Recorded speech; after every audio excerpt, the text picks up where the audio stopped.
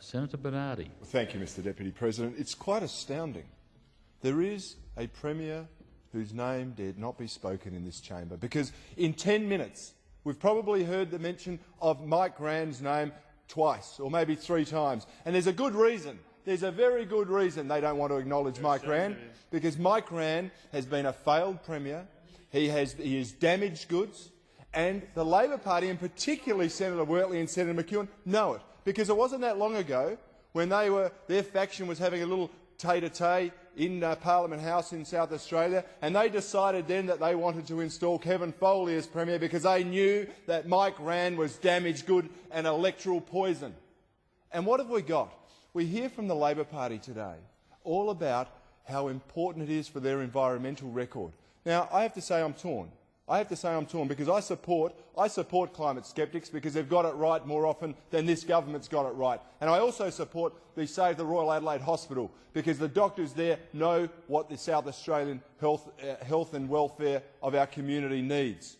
But this government and the Rann government were asked to choose between health and climate change sceptics. And what did they choose? They chose the climate change sceptics. Now, this flies in the face.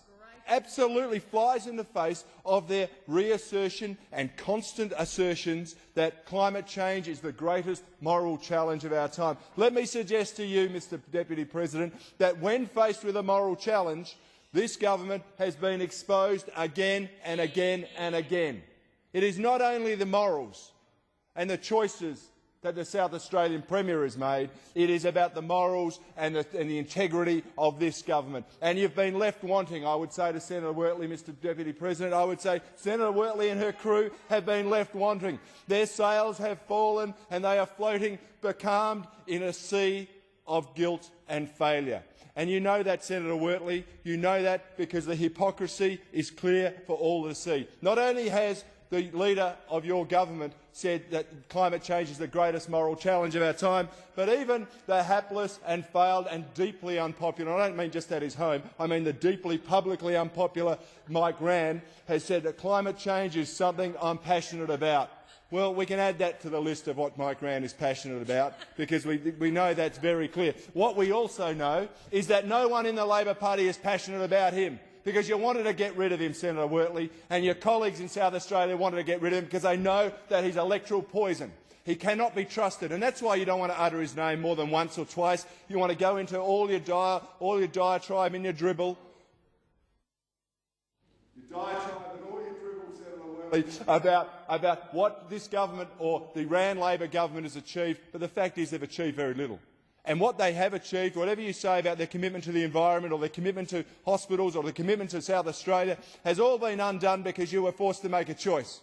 And you sided against the great moral issue of your time. And how can you be proud of that? Little wonder. I suspect it was a pretty tough ask about which one of the Labor senators was going to come in here and defend it. I mean, Senator Wong had a crack at question time, failed miserably, might I add, because she couldn't justify why she was asked to endorse the climate sceptics ahead of the Save the Existing Hospital. We would ask the same of you, Senator Wortley or Senator McEwen. Why have you been asked to endorse the climate sceptics against saving the Royal Adelaide Hospital? You talk about a plan, but you're comparing a plan with a great moral issue of our time. You've caught in a conundrum. It is a conundrum where you've been forced to make a choice and your choice has been exposed. And the choice you failed to make was to replace the damaged goods, that is Mike Rann, the passionate Mike Rann. The Mike Rann that is taking South Australia forward. If that's forward, I tell you what, we might as well get Kim Carr to take this country forward because it is going back to the 50s. This is an appalling government. You know that in South Australia. We know that Mike Rann is the unutterable name in the election, and that's why, Mr Deputy President, as you drive through the good burbs of Adelaide, you don't see pictures of Mike Rann, certainly not where he lives, because he lives in Norwood, when his electorate's out in the working-class suburb out in Playford or Elizabeth. But you don't see pictures of Mike Rann because he is electoral poison. He is the Mark Latham of the South Australian election, because no one trusts him.